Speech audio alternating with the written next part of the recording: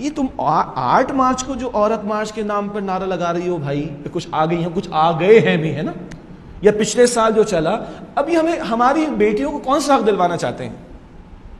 कौन से हक की बात कर रही है?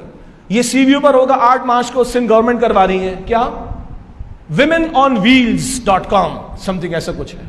हाँ, चीफ जस्टिस ऑफ पाकिस्तान 30 खातून वकला को मोटरसाइकिल देंगे। पढ़ा आपने? अच्छा, वो अल्लाह के बंदों और अल्लाह की बंदियों, इस पाकिस्तान में औरतों को विरासत के हुकूक मिल चुके हैं। गैरत के नाम पर कत्ल की जाने वाली औरतों के कातिलों को फांसी दे दी गई है। जिन जागीरदारों और वडेरों ने अपनी बेटियों के निकाह कुरान से कर रखे हैं, उन जालिमों का हाथ रोक दिया गया है। कारोकारी और वंदी और गैरत के नाम पर जिन औरतों को कत्ल किया जा रहा है, उन जालिमों के हाथ तोड़ दिए गए हैं क्या? उनकी गर्दनें उड़ा दी गई हैं क्या? ये सारे हुकूक मिल चुके हैं। कोई एक हक में भी बात हो रही? अजीब बात है, चीफ जस्टिस ऑफ पाकिस्तान ये हरकत कर रहे हैं। ये सिंध गवर्नमेंट मोटरसाइकिलें बांटेगी यहां पर, यहां लोगों का पब्लिक ट्रांसपोर्ट अवेलेबल नहीं, और जहां अवेलेबल है वहां औरतों के साथ कितनी ज्यादती होती। कोई इसका इजाला, कोई इस पर बात हो रही है? औरत मोटरसाइकिल पे बैठेगी, सारे हुकूक मिल जाएंगे।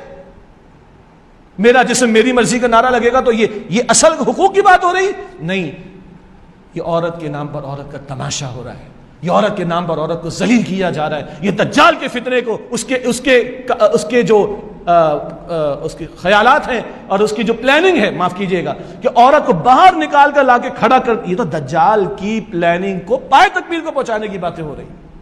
बाकी मैं अर्ज कर चुका हूं, जहां जहां कोई मर्द जुल्म करता है वो जालिम है, वो अल्लाह को जवाब भी देगा। उसके जुल्म को कंडेम भी किया, कोई कंडेम करे, हम खड़े होंगे साथ इंशाअल्लाह, यानी आवाज में आवाज बुलंद करेंगे, बात करो उस पर। और जो औरतों के असल हुकूक हैं, एक अजीब मसला आपको मैं अर्ज करूं, तलाक एक वक्त में 3 हो जाना और एक वक्त में 1 होना, तो एक इल्मी फिक़ी बहस एक जगह अपनी अपनी है। अहनाफ ने भी कहा, अहनाफ के उलमा ने कहा मुशर्रफ के दौर में, ये 3 तलाक़ें एक वक्त में देकर जो घर बर्बाद करते हैं, इनको सरेआम कोड़े लगाने चाहिए, सजा देनी चाहिए, ताकि इन जालिमों को सरजनीश हो जाए और अल्लाह के दीन के साथ खिलवाड़ करके लोग घरानों को बर्बाद ना करें। इस पर कोई बात ही नहीं हो रही, विरासत के हक पर कोई बात ही नहीं हो रही, असल इश्यूज पर बात ही नहीं हो रही। बात बस वो हो रही है जो जहां से पीछे से उनकी जो है वो बातों को लाने की, थोपने की कोशिशें की जा रही, और वो दज्जाली तहजीब को प्रमोट करने वाली बात है। अल्लाह ताला हमें समझ अता फरमाए। आखिरी इस ज़मन में जो हया का पहलू है भाई, हया का मामला मर्द के लिए भी है, हया का मामला औरत के लिए भी है। हया उस झिझक का नाम है फितरी, जिससे बंदा गुनाह से बचता है। ये मर्द के लिए भी है, औरत के लिए भी है। निगाहों की हिफाजत मर्द के लिए भी है, औरत के लिए भी है। निकाह का पाकीज़ा रास्ता इख्तियार करके अपने इतनी फितरी ख्वाहिश को जायज़ तरीके से पूरा करना, ये मर्द के लिए भी ज़रूरी, औरत के लिए भी ज़रूरी। हिजाब और सतर के पर्दे के अहकामात वो ख़ास औरत के लिए, हिजाब के अहकामात, पर्दे के अहकामात हैं, और एक मर्द इस मामले में पाबंद है कि वो अपने घर की ख़वातीन को पर्दा कराने की कोशिश करे। औरत से ज़्यादा मैं मर्दों को सरजनिश करूं कि जिस घराने में बेटियां बेपर्दा घूम रही हैं, ख़वातीन बेपर्दा घर से बाहर निकल रही हैं, रसूलुल्लाह अलैहि सल्लम ने फरमाया दयूस है वो मर्द। सख्त बात है लेकिन हुजूर की है सल्लल्लाहु अलैहि वसल्लम। दयूस बेगैरत है वो मर्द जिसके घर की औरतें जो है बेपर्दा लोगों के सामने आती हों, और दयूस जन्नत में दाखिल नहीं होगा।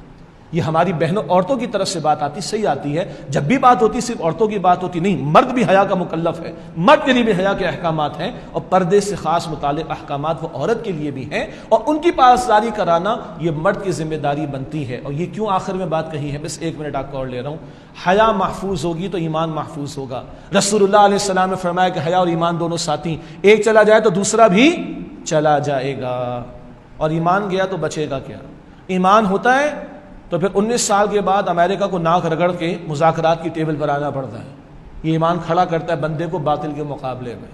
और आज बातिल यही चाहते हैं कि बस ये ईमान छीन लो और हया के रास्ते से छीन लो, इनको बेगैरत और बेहया कर दो, इनका ईमान ख़त्म, ये कुछ करने के काबिल नहीं रहेंगे। अल्लाह उससे हम सब की हिफाजत फरमाए। अल्लाह मेरी आपकी हम सब की हया की हिफाजत फरमाए, हमारे ईमान की हिफाजत फरमाए, हमारे घरानों हमारी नस्लों की हिफाजत फरमाए। अल्लाह दज्जाल के फितने से, शैतान के हमलों से हम सब की हिफाजत फरमाए। आमीन या रब्बल आलमीन। व आखिरु दावाना अनिल हम्दुलिल्लाहि रब्बिल आलमीन।